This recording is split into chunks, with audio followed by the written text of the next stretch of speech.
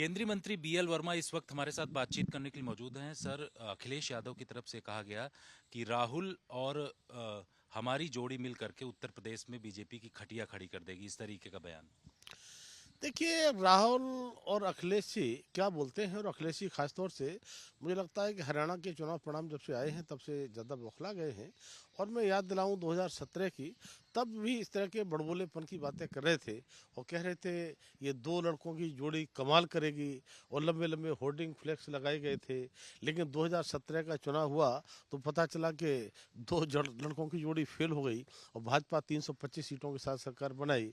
और मुझे लगता है कि 2017 हो, 2019 में बसपा की बहन मायावती के साथ समझौता करते हैं, चुनाव हार गए, फिर तोड़ दिया। 2022 में आरएलडी के साथ करते हैं, चुनाव हार गए, फिर तो कुल मिलाकर ये है, अखिलेश जी कभी स्थायित्व की राजनीति नहीं करते हैं और बड़बोलेपन से कहीं कुछ होने वाला नहीं है। मुझे लगता है कि राहुल गांधी और ये अखिलेश जब भी इकट्ठे हुए हैं तब इनको नुकसान ही हुआ है और भाजपा को फायदा हुआ है।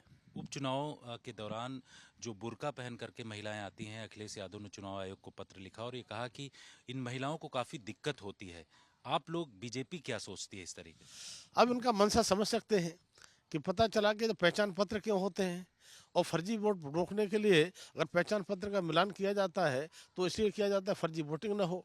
लेकिन फर्जी वोटिंग के लिए अपना वोट बैंक मानते हुए इस तरह की बात करते हैं, तो मुझे लगता है ये लोकतंत्र की मजाक है। उधर असदुद्दीन ओवैसी की तरफ से बयान दिया गया। उन्होंने कहा कि कांवड़ यात्रा को लेकर के बीजेपी या हो या पुलिस, ये तमाम लोग उनको रास्ता देते हैं, उनके पैर धोते हैं। इस तरीके का भड़काऊ बयान उनकी तरफ से दिया गया और ये कहा जा रहा है कि एक तरीके की पॉलिटिक्स की जाती है। हम लोग नमाज पढ़ते हैं तो हमें जगह भी नहीं मिलती। देखिए, भारतीय जनता पार्टी की सरकार में और ख़ास तौर से उत्तर प्रदेश की बात वो कर रहे हैं, तब मैं कह सकता हूँ कि हमारे यहाँ न्याय सबको, तुष्टिकरण किसी के लिए नहीं।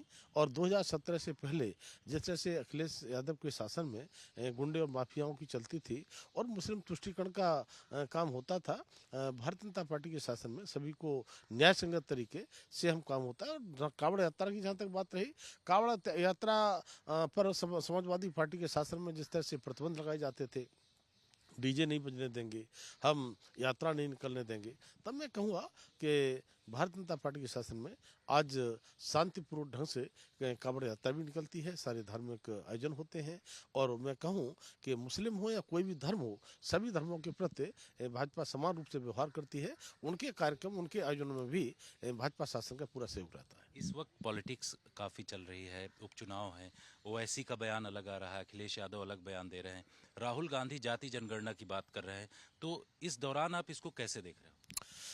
देखिए, राहुल गांधी जाति जनगणना की जब बात करते हैं तो मुझे लगता है कि देश की जनता भी सब देखती होगी। जिस कांग्रेस ने हमेशा आरक्षण का विरोध किया हो, और ओबीसी का, खास तौर से मैं भी ओबीसी वर्ग से आता हूं, ओबीसी के मंडल कमीशन की रिपोर्टें ना लागू होने दे से ना नहीं लागू होने दी।